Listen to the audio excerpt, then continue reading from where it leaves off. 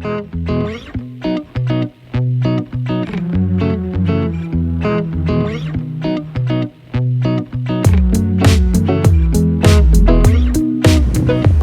YouTube refugees.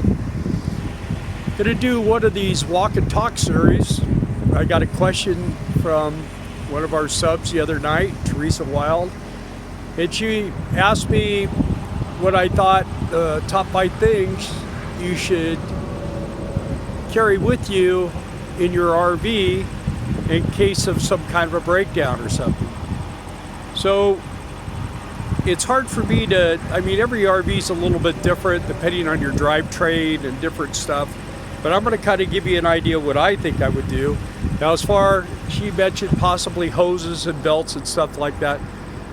The way I usually do it is I check like a belt, like I have a serpentine belt. When I get a belt, I'll normally change that, and then I'll take the old belt and keep it, or an old hose if I'm just doing like a maintenance thing. So these things are going to be a little bit different. My thought process is a little bit different on this stuff. So let me start off with number 5. What I feel that is something that's important to carry along with you are light bulbs, especially for the outside. And it's for a couple of reasons. Every time we get ready to take off, we do a safety check on the lights. Check our lights, make sure all the brake lights, everything's working on the truck and on the motorhome. And that's for 2 reasons. One is because it's unsafe to not have like brake lights working on your toad or anything like that. That's pretty obvious. But the other thing is there's a little problem with these RVs is if you have a license plate light bulb out or any kind of light bulb out, and a highway patrol or a sheriff or somebody's driving down the road, they see you driving down the road with a light bulb out, that gives them a good excuse to pull over. And I don't know if anyone watches live TV, but PD, I watch that thing. And I mean, it's always some stupid thing. They pull the person over, and then it starts with the license and the registration. Well, you should be driving on the road if you don't have a license, registration, and insurance. If you don't have that, you got no business driving on the road. That's just my opinion. But if you do have all that stuff, then the next thing is, do you have any firearms? Do you have any guns? Do you have any drugs? You know, it snowballs. And what it is instead of them catching you doing a crime, they're trying to create a crime. So what I found is just easier to do is have everything legal on the outside. They pull you over and say, you have a tail light out. Well, I'd almost be willing to bet no, because I keep a pretty good eye on these bulbs and stuff like that. Make sure all your lights are always working. So keep the light bulbs. There's only maybe 4 or 5 different light bulbs on the outside of the motorhome at the most, or the whatever trailer, van. It doesn't matter. It just gives them, the police departments and stuff, the opportunity to go through your vehicle and try to see if they can find something. So, and especially if you have something that they might want. I mean, a lot of these states now, they find a handful of cash. They start questioning you about that cash, and if you can't explain it to them, they'll take the cash. So, the more you can keep the authorities out of your RVs, your vans, whatever you have, travel trailers, whatever it is, the better off you're going to be. And it's just the fact we've had the Border Patrol try to go through our RV and everything else. So don't give them an excuse. So that's one. That would be number 5 on my list. Number 4 would be Eternal Bond tape, duct tape, Gorilla tape, caulking, sealers, that kind of stuff. You never know. We've been in South Dakota where we've gotten caught and we had to pull over and stop, and we had 70 plus mile per hour winds, and you can lose stuff. And I mean, our awning was rolling in and out. We took that Gorilla tape, taped it so it couldn't roll in and out. And that prevents a lot of problems with, like, you don't want your awning ripping off. Now, power awning, when that thing rolls in, it's locked in. It's usually not going to open. If it opens, it's going to break. It has to break to open. But like your toppers on your slide outs and stuff, those things will go crazy. So you need that. If your roof starts to lift a little bit, that Eternal Bond tape, you get that up there right away. It will kind of get the wind keep it from going underneath. It's not a permanent fix, but it is a fix to get you somewhere and get you off the road and keep you safe as far as that kind of stuff. You know, the roof is usually a problem in the wind, different things on the side. So caulking would be, and that tape and stuff would be number 4 in my things to have. Number 3, I discussed it the other day with the electronics. If you have like relays, solenoids, those type of things on the older ones, now these newer motorhomes, I mean, you're not going to be able to carry all this stuff around. And a lot, you know, the stuff that I'm talking about is stuff that you can carry with you. It's not going to be a problem with a lot of storage and that kind of stuff. You start getting into alternators, starters, air conditioning units, stuff like that. I mean, it's going to take up a lot of space.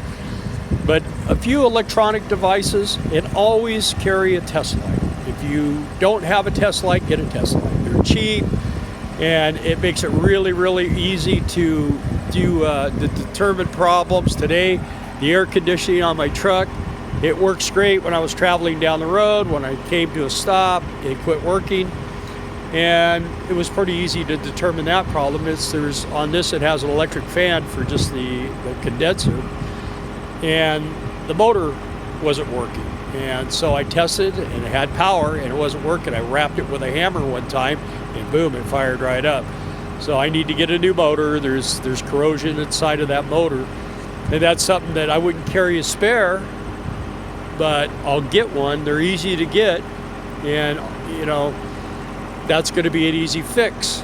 So test light and solenoids, like on a motorhome, like on these older ones, they'll usually have one in the front, one in the rear when you turn the key on. I explained that the other day in that one video. So that's a good thing to have too. Number 2 on the list, on this motorhome, it does have a problem with eating alternators. I probably, in a little over 9 years, we've gone through 4 alternators. And I bought 2 new ones, and then I've had 2 rebuilt. I found a place in Arkansas near where I bought my property, and there's a guy there. And if I have a failure, I carry a spare alternator. If I have a failure with my alternator, I'll pull it off, swap it out, and take the other one and drop it off to him when we go by there. He can fix them in a day for me. And then I have a spare. And so I have 2, and I rotate them. I have one that's brand new that's been on here now for about 1.5 years. And then I have one that's rebuilt. And the one that lasted the longest was one that he had rebuilt. So an alternator is probably a good thing to keep. And like if you service your serpentine belt or belt, keep your old belts. I hate putting on a used part, but when you need to have it to keep going, then like I say, when you do maintenance, if you see your belt's getting bad, get a new belt, keep the old one. And then when the new one starts getting bad, get rid of the old one, put with a new one. You just kind of keep upgrading on your old. The priority for this rig on number 1 is, it's a lot of tires on this thing. So I carry a spare tire. I used to carry a tire and a wheel, kept it aired up and everything else, but it was heavy. I had a steel wheel. It was heavy. It was a hassle. And I have roadside service. I have the Good Sam roadside service. And what I found out is that if you get a flat, you can call Good Sam. They'll come out with a tire truck, and they'll pull your wheel off, and they'll swap your tire. If you don't have that tire, they will come out and swap a tire for you, but you usually pay $400 or $500 for a used tire, or even more for a new one. So I found that having a brand new tire, I have it in the back of my truck. That's where it's at. And if I get a flat somewhere on this rig, I'll call the Good Sam, have them come out, and they'll replace the tire for free, put it on, and I have a tire. don't have to pay for another tire. So that's one of your biggest things. I mean, you can have perfect tires on an RV and hit something or run over a screwdriver or anything. So I believe a lot of people, they roll the dice, man. They drive around without a spare tire, and I just don't feel that that's a real safe thing to do. I mean, when you ride a motorcycle, you can't carry a spare tire. When you get a flat, you're done. It's always a hassle. So this way, you pull over to the side of the road, you find a good spot. Luckily with this one, I have hydraulic levelers and I can lift this whole thing. When I changed my tires before, I lifted the whole thing up off the ground. So I changed all the tires. My brother and I did it. And I mean, it's something I could do. I have the capability of doing it. I have an electric impact. I have all the tools to do it. I have everything I need to do it.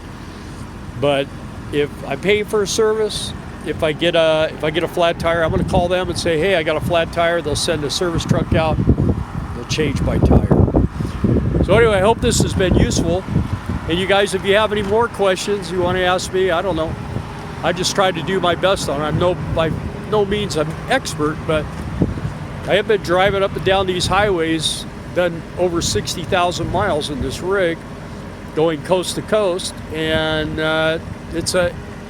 it's experience is what I've experienced. I've had some problems on the road. I've only ever been towed one time, and that was because of that solenoid, and I could have fixed it. I knew what the problem was from the very get-go. It was just the weather conditions, and I just couldn't get to it. So, you know, it just depends on your skill level too.